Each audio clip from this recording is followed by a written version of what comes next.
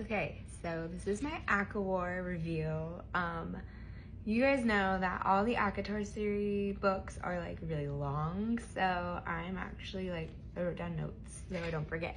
So I just kind of wrote down like the key points and like how I was feeling in that moment. So here we go.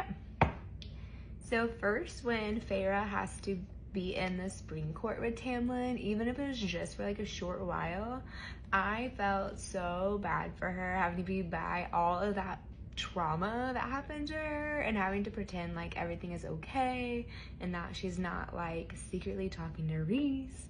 I was like the whole time like, I cannot wait for her to leave. I cannot wait for her to leave. And yeah.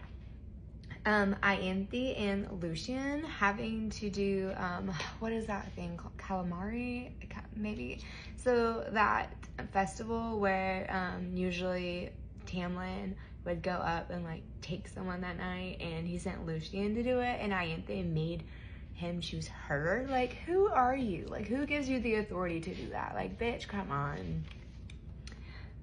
The summer solstice, whenever Feyre moved the rock and so Ianthe wasn't in the correct spot, and it's shown on Feyre, and Lucien was bowing down to her, and that was like the perfect like, fuck you Ianthe, like you are not it, girl. I was so happy Feyre did that. Whenever Feyre like beats the shit out of everyone and finally everyone knows like who she truly is and that she is in line with the Night Court, I was so happy. And whenever she crushed Ianthe's hand, I was like, yes, we do not touch without consent. So very happy about that too.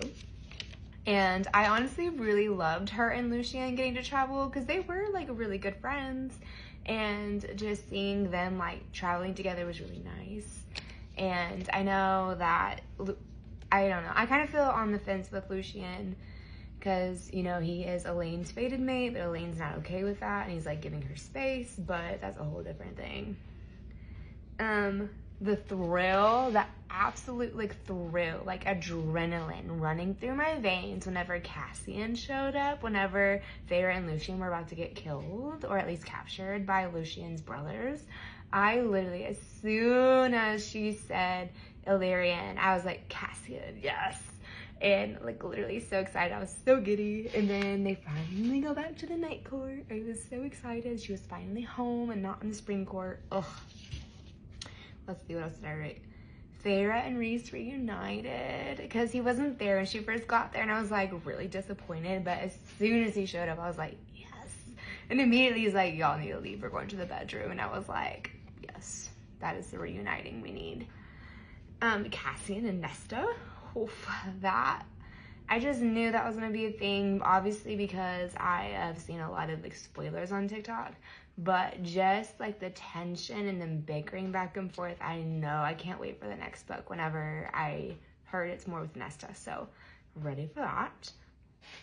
Rhys and Feyre's banter and their intimacy. So like, I've always loved Feyre and Rhys's banter, especially like in the first book whenever she still wasn't like, or she wasn't aware that he was her mate. And just them like being in the library doing their searching together, I don't know, I just love their banter back and forth. And I absolutely love that they're able to go inside each other's minds and like truly know each other's thoughts and their actions. Like that level of intimacy is like amazing, and I wish that we could have it as humans with each other. Feyre flying, that was definitely interesting. I loved that she could grow the wings, especially in the last book when she used them to like show Lucien like back off. But the fact that she's learning to fly, I think is absolutely amazing. I think that's so cool that she's able to do that, even if she is like falling on her face over and over again. I enjoyed her flying lessons, especially since we get to know like Azriel a little bit better, and I'm sure I'll get to know him better in the next book too.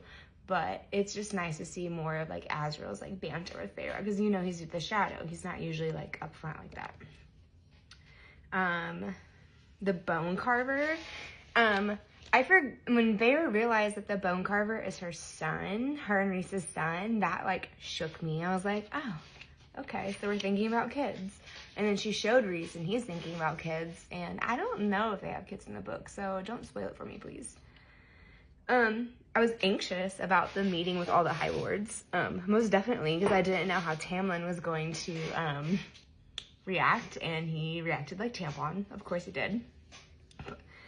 I will get into that in a little bit, though.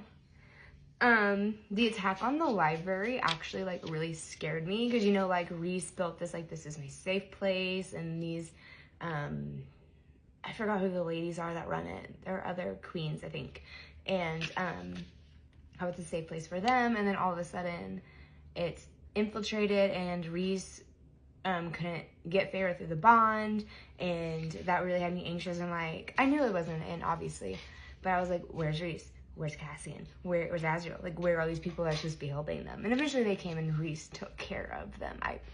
Believe me, he took care of it. Elain and Nesta's gifts. So I like that Nesta took something from the cauldron. That definitely is Nesta.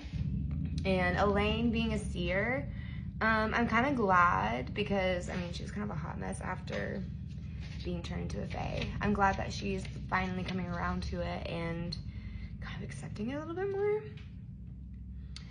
The meeting. So, Tampon. I know Tampon is upset about what happened to him, but do you really have to bring up Feyre and her noises? Sorry, my kid's in the room and I'm not trying to say it. Feyre and her noises. Really? In front of all these people? Really, Tampon? Be mature. And then whenever he's talking all this shit, and then Rhys, like, literally mutes him, I was laughing my ass off. I was like, yes, Rhys, shut his bitch ass up.